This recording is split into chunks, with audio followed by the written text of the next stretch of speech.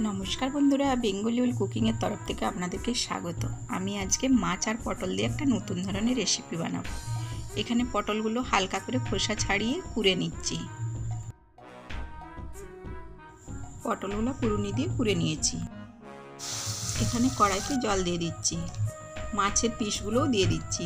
অল্প লবণ দিচ্ছি, দিয়ে ঢাকা দিয়ে দিচ্ছি। মাছগুলো সেদ্ধ হয়ে গেছে, নামিয়ে কাটা ছাড়িয়ে নিচ্ছি। এখানে পেঁয়াজ কুচি, পটল কুড়া, আদা কুচি, রসুন কুচি, কাঁচা লঙ্কা কুচি একসাথে সব দিয়ে দিচ্ছি। এবার সেদ্ধ করে কাটা ছাড়িয়ে নেওয়া মাছগুলো দিয়ে দিচ্ছি।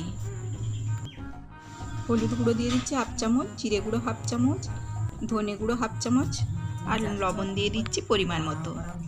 বেসন দিয়ে দিচ্ছি 1 টেবিল চামচ, এখন পরে লাগলে আরও দেবো, আর কর্নফ্লাওয়ার 2 টেবিল চামচ। এবার সব একসাথে মেখে নিচ্ছি। মাখানো হয়ে গেছে, এবার বড়ার আকারে গড়ে নিচ্ছি। কড়াটা খুব ভালোভাবে গরম করে তেল দিয়ে দিচ্ছি 3 টেবিল চামচ। এবার বড়ার আকারে গড়ে নেওয়াগুলো দিয়ে দিচ্ছি। এখানে 4টে করে দিয়ে আগে ভেজে নিচ্ছি। লো টু মিডিয়াম আঁচে 4 মিনিট হওয়ার পরে উল্টে দিচ্ছি।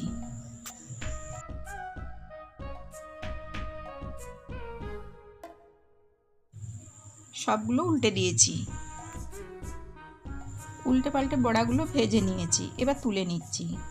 আরও যেগুলো আছে সেগুলো ভেজে নিচ্ছি। এখানে কড়াইতে 2 টেবিল চামচ সাদা তেল দিয়ে দিচ্ছি। তেলের মধ্যে 1 টুকরো দারচিনি, 1টা লবঙ্গ আর 1টা এলাচকে থেতো করে দিয়ে দিচ্ছি। অল্প চিনি দিয়ে দিচ্ছি। চিনিটা যখন লাল হয়ে যাবে তখন পেঁয়াজ কুচি দিয়ে দিচ্ছি। পেঁয়াজটা নেড়ে চেড়ে ভেজে নিচ্ছি।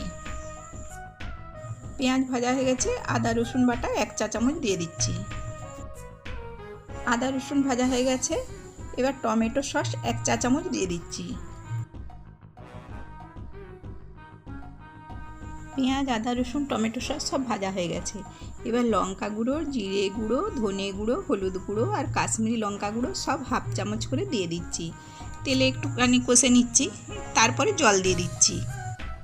লো টু মিডিয়াম আঁচে মিনিট 4 ধরে কষে নিচ্ছি।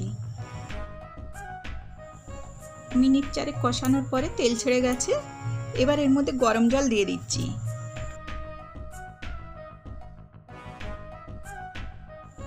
পরিমাণ মতো লবণ আর কাসুরি মেথি দিয়ে দিচ্ছি।